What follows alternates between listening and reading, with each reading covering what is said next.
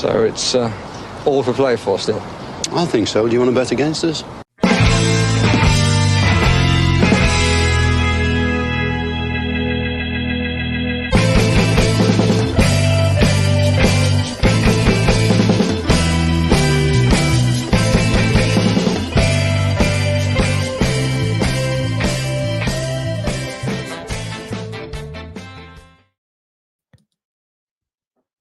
Hello, Aston Villa fans, and welcome to For the Love of Paul McGrath podcast, the post-match final whistle podcast for that enthralling and absolutely riveting, edge of your seat, unbelievably brilliant game between Wycombe Wanderers and Aston Villa.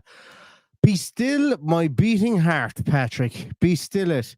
I said before the game that I didn't care about the performance, but Jesus, after 20 minutes that game, I was like, I regret saying that because could have gone away and painted the back wall of the house and come back and still not missed anything.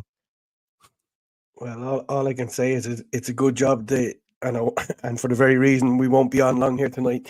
The chiropractor had me lying on the flat of my back. If I wasn't on the flat of my back, I may have been asleep watching that match tonight. Let's call a spade a spade.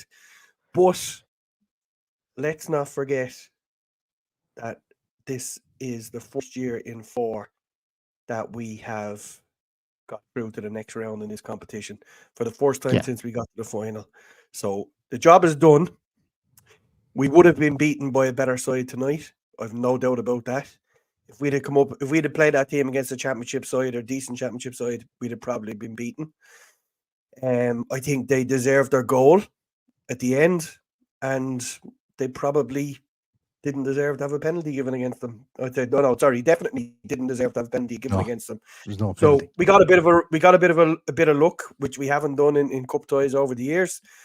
But I think we just need to title this one "Job Done" and on to the next one, which is probably Manchester United in the draw, but whatever. Yeah, you're not going to be getting any hot takes from myself or Paddy on that one. Look, it is what it is. It's a team of players that were patched together for this game.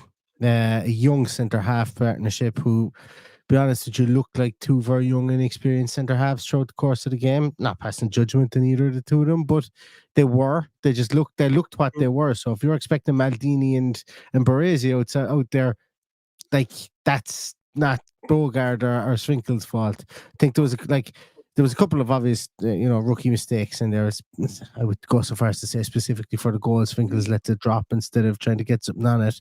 But look, it is what it is from that point of view.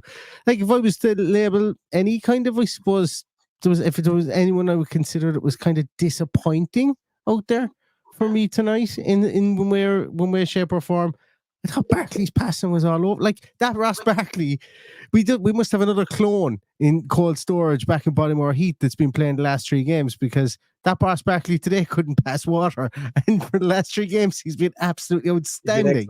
So it's just different, like.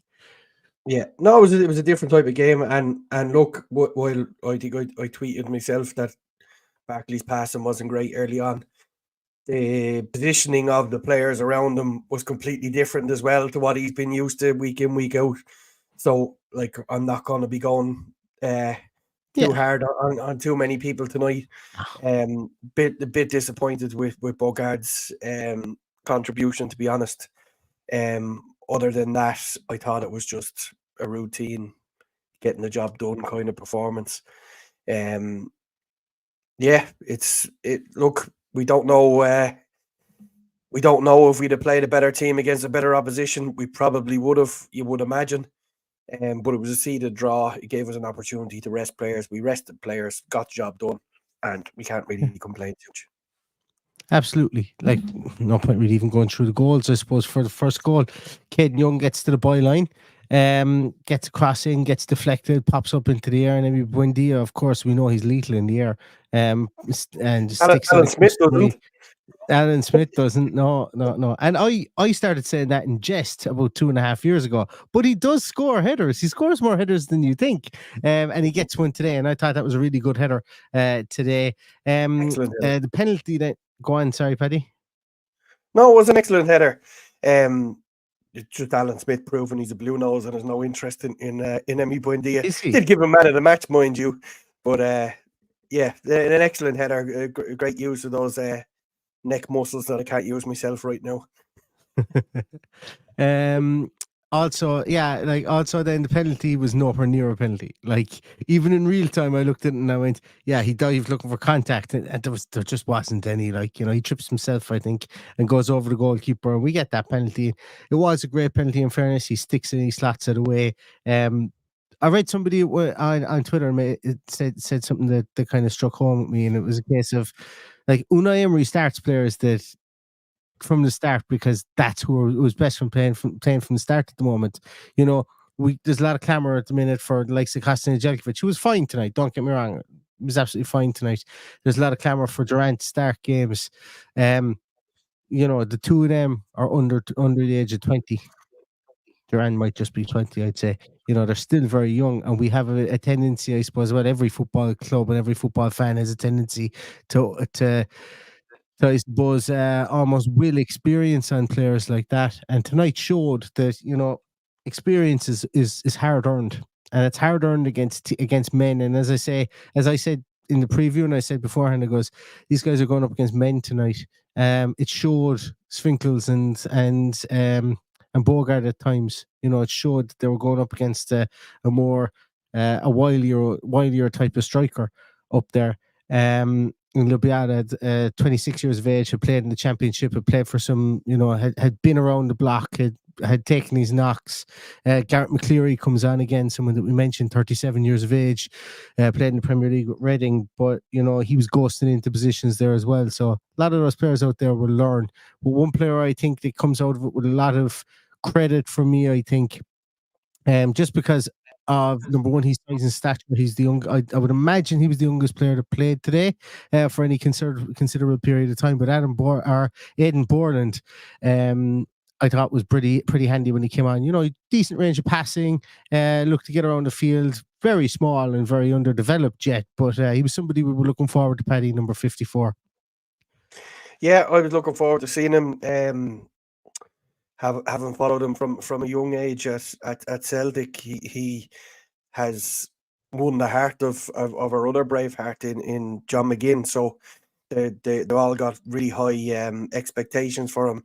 It was great to see him finally get his run out, and he's someone we may see more of, given how he puts himself about. Not particularly big player, as you said, but you don't need to be a particularly big player to have a big heart and a footballing brain. So he acquitted himself well. One heavy touch trying to go through on goal, but somebody says there, Greg says Sean Maloney-esque, a little bit deeper than Sean Maloney maybe. I'd go so far as I'd be sellotaping himself and Emi Buendia together.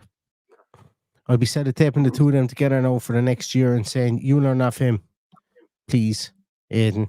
And I'd be bigger than Barry Bannon. Barry Bannon does look like an 18-year-old even now. His receding hairline is kind of the giveaway, but he does look like an 18-year-old now, even in stature. But look, I think the big piece from today is, look, this is definitely a Dean Smith game, and what I would say about that is don't get too highs in the high and don't get too lows in the low. I'm not going to be excoriating any player there. I'm not going to be making any judgment on any player, whether they're ready for it or whether they're not ready for it there. That game, as you said there, first time in 4 years, we're going to get into the fourth round of the League Cup, and we did it with a bunch of kids. Like, I saw a couple of tweets as well online about I thought were extremely harsh on Joe Gauci. I know he came for that throw and completely missed it, I was ready to ask this question because somebody has put this in the comments. I thought he was fine. By all means, well, I actually thought he was excellent. I thought the way he commanded his area and came for balls were balls that Emi Martinez wouldn't even come from. I thought, and I get why that comment was made, but we don't know what call was made on the pitch, who called for the ball, who missed it, whatever it was. There was only that one thing I thought that he was at fault for. He made a great save from the header. And the ball but goes everywhere from that throw. Like you see Yeah. it from behind the goals in the replay afterwards. The ball was going everywhere, because a throw doesn't have a lot of velocity in it. The wind is going to take it. And look, sure, best goalkeepers in the world struggled under Rory Delap. This is a guy making his debut. I thought, like you, Paddy, I think he was confident in coming to catch the ball, and he didn't drop anything. I thought, Yeah. I had no concerns. But I concerns. was just amazed. I was amazed at his ball handling. I was amazed at his watching him passing the ball. His passing the ball was crisp. It was to feet every time. There was nothing short. I can see why people would get worried looking at what happened with that one particular incident. But as I said, we don't know who called for it. Just a quick shout out here because Carl, I presume that's Norwegian kroner. Whoa. Oh yeah, it is. I read that. I'll tell you this. Once again, I'm absolutely wrecked again today. You can see the bags under my eyes, everyone. I looked at it and I went, who the fuck is after giving us 250 quid? Whatever. I don't know how much 25 Norwegian kroner, but every little helps, and thanks so much, Carl. Midfield ain't good without Tielemans in it. Look, with Tielemans is our new Dougie Louise, and he's been absolutely amazing since the season start. But thanks very much for that. And Paul O'Neill, incredible header by Bundia. Yeah, absolutely. And thanks so much for signing up as a member there for 9 months. British Mick makes a great comment here. Their whole team were gym rats. We need to point that out. They were rock solid. And just remember that this is a team that's playing together every week versus our put together team on the pitch. So it's and they're wily old foxes, a lot of them, like they're gonna be hard to beat. The pitch was made strategically less wide, so the 10-yard mark was nearly inside the penalty box, so it made us hard to get the ball out wide and get at them that way. Very well managed, as Mick says. They were fit as butcher's dogs, like they were brilliant. And well organised and hard to break down for a League One side. Greg O'Connor also asked, I've highlighted these just so I can get through them and ask them. Greg wants to know why we're playing Sunday, Munich of an extra day because the rest, that sucks. Agree with you, Greg, but it was picked out for Sky from day one. And should we have been playing Munich on the Tuesday, the match would have been played at 8 o'clock on the Saturday night, which is why nobody from Ireland booked any flights until... it's away, isn't it? Well, nobody would have booked any flights or trains until that was all sorted. So, look, it's fine. I think it's fine. Whatever, 2 o'clock kickoff on a Sunday for a Wednesday night, I think we'd be fine. Yeah, hopefully so. Couple of people asking there about is it time to start with Duran? Look, I'll be honest with you. I think Duran had a lot of errant touches tonight. I think a lot of times he went around defenders and didn't get his head up. Once again, he's a young player. He's a young player, and Unai Emery knows. Like Unai Emery knows a lot better than us. He just does. And we can all sit here and we can all say this player is bad. This player surely can't start over this player. And once again, Paddy, we're going to be saying this and that, and it still hasn't happened. But Unai Emery is getting all the flowers he wants until he proves otherwise. And if it means starting Bogart at right back and, over Nedeljkovic and Villa keep on getting results, but then Villa keep on getting results, Yeah, is it our favourite? We all want to see. I certainly want to see Nedeljkovic in there. I want to see him in there. I am pro Nedeljkovic over Bogart. But at the end of the day, I can't really come out here and start giving out about arguably the best manager we've had since Brian Little. Like, for God's sake, it feels a bit forced for me to be argumentative over that. But I can completely understand people's reasoning. Like, Bogart wasn't great tonight. Then again, he's playing in centre half. I don't think his future lays at centre half. I certainly don't. I would have liked today to see him in centre midfield. But alas, it didn't happen. And I think that's going to be an issue for him. Is we like a certain amount of flexibility, but I don't know, will the issue be his being overly flexible at a young age, and the fact he's played 2 games at right back. He played most of the preseason, which everybody said he was probably the standout player for us because we were poor in preseason. He played at centre half. He played at centre half tonight himself. As Vickers didn't have the greatest understanding, and it didn't look good. Either of them didn't look great tonight, I don't think. But look, we'll see. It's part of their learning curve. They're both only 20 years of age, and it's very few defenders are the full package. Specifically when you don't have a big physical brutish ability like Lamar Bogart does. If you could merge the two of them together, Svinkels and Bogart, if you have Svinkels' height and build, because he's like a wrestler, and then Bogart is a bit more fleet of foot. Maybe they might be the perfect centre half, but who knows? They have a lot of learning to go yet. As does Nedeljkovic, as does Ian Maatsen. I would say Ian Maatsen has a lot of learning to do in defence too. Going forward, he's excellent, but in defending, he's a lot of learning to do, and that's all going to come. Just to say my little piece on John Duran, spent a lot of time looking at his positioning. It certainly wasn't the positions that would have been occupied by that we've been told over the last couple of years that Ollie Watkins is supposed to stay in between the penalty box, whereas John Duran was likely to pop up everywhere. So a little bit of indiscipline led to very little options through the middle. When he did win the ball and try and play it back in field, there was nobody. It had to go wide, and then he had to do the work to get into the box. But look, and when he's on the pitch, I would imagine after the way he hit that penalty, he's going to be taking our penalties when he's on the pitch, because there's absolutely no fear in that man. He can hit the ball like a rocket. So absolutely, there wouldn't be too many goalkeepers getting down to save that anyway. That's for sure. I'm just looking at it here again. I'm still putting my money on Morgan Rogers being a penalty taker. Well, but look, hey, as I alluded to, I don't think he's going to be first choice or starting anytime soon. So we'll just have to wait and see what he decides. But I would say Morgan Rogers, because again, another fine hit of the ball, another striker of the ball, and someone again who has no fear.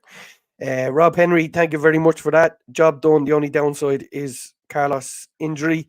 We don't know too much about that. If there's any type of a niggle, they wouldn't have risked it. So I saw somebody put something up about it that it's probably fine. It's nothing major. Like it was just tightness. Jesus, I know.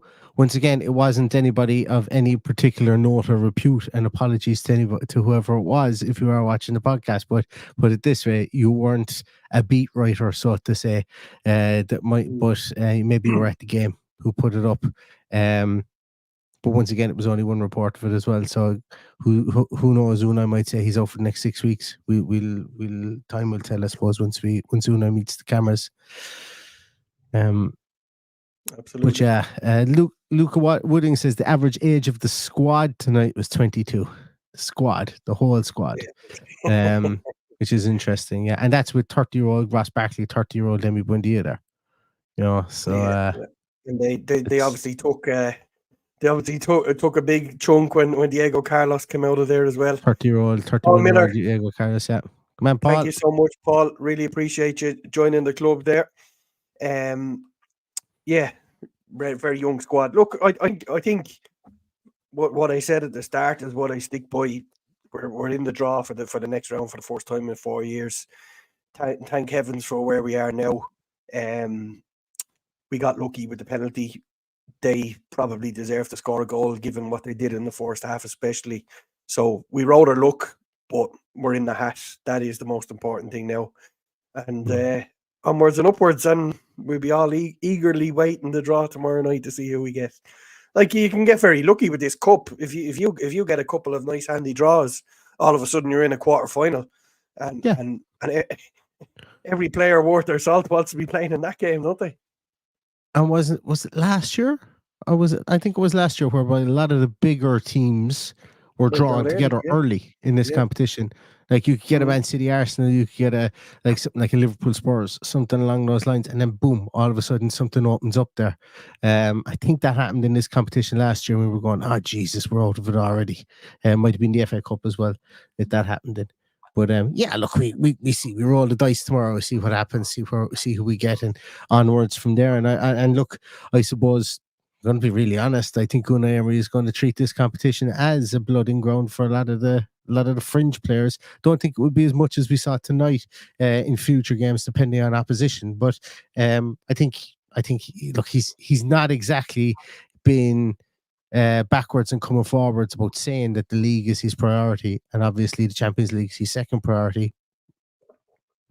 For all of us that want to win silverware, I think we have to kind of just look at this in the cold light of day with a bit of realism and say that, look, we'll go as far as we can in this competition, but probably with changed teams throughout the whole lot of the competition. That in itself brings its own excitement too, getting to see those young players, getting to see their progression, and seeing which one of them can grab the brass ring and make their way into the senior squad as well. So yeah, it wasn't an easy night for others either. City only beat Watford 2-1.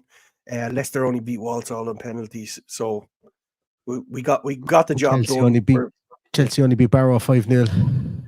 Well, I don't know. Did you see that, Paddy? Did you see? They didn't mention it in Sky at all. I don't think they mentioned anything to do with Chelsea or Man City and Sky. It was very bad form. I wish they'd show the goals during the game. You know, I don't understand on a big portion of the screen as well. It would be nice, wouldn't it? Yeah.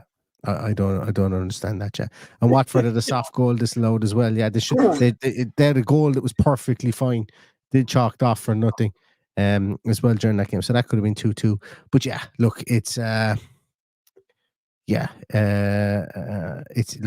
is what it is. I'm not that game was a good run out. It was a good use of the squad and good use of the younger players. I think a lot of those younger players will come off and feel a couple of inches taller tonight because of getting their debuts, and fair play to them. That's the start of their careers as full-time I suppose a senior in senior football, and more power to them, and hopefully we see the majority of those make their way through to the senior squad for Aston Villa as well. I think that's really going to do it, Paddy. I don't think there's much more we can discern from that game. That's it. Well, look, we got 20 minutes talking about a relatively poor game. We got 800 people in here, and God knows how many more on Twitter. So thanks everybody for joining us on a school night so late. And look, onwards and upwards. This time tomorrow we'll be sitting watching a draw. And we'll be back and getting ready. The players will be the players that were left out tonight got a couple of days off, and they'll be back at full tilt, ready for Ipswich from tomorrow onwards. So looking forward to that. Live on Sky on Sunday, followed by the big return of European Cup football to Villa Park next week. So we've a lot to be happy for, and be very grateful that we're still in the draw. And the quadruple is still on, Neil. Quadruple is definitely still on.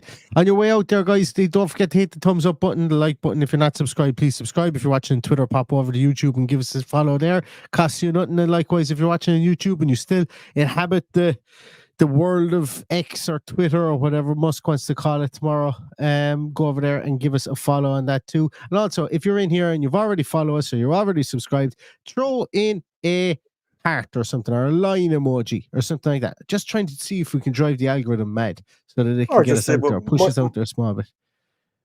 We've a viewer in here from Sligo, Neil. Sligo? From Donegal today, didn't we? We did, yeah. And there's a fellow by the name of Daniel O'Donnell commented on one of our podcasts earlier on today. Yeah, so that's who I meant. Oh, that's who you meant, is it? Yeah. I'm sure, Daniel. If you're drinking your cup of tea and you're watching above in Donegal, make yourself known to us for sure. Between Michael Richards and Daniel O'Donnell, we've got quite the following on the podcast. But yeah, as you say, Paddy, it is a school night, and I'm fit to tip over with the tiredness. So I'm going to leave everybody on that. Thanks a million for joining us. Look, in a lot of ways, there's a lot to unpack from that game, but it wasn't the biggest advertisement for football as well. But we'll be back with previews and team sheet tantrums and post-match podcasts for the Ipswich game at the weekend. So come back and join us if you feel so fit, and bring tea and biscuits, and we'll keep you company. But until then, everybody, stay safe, stay healthy, and all that's left to say is up the Villa. Up the Villa.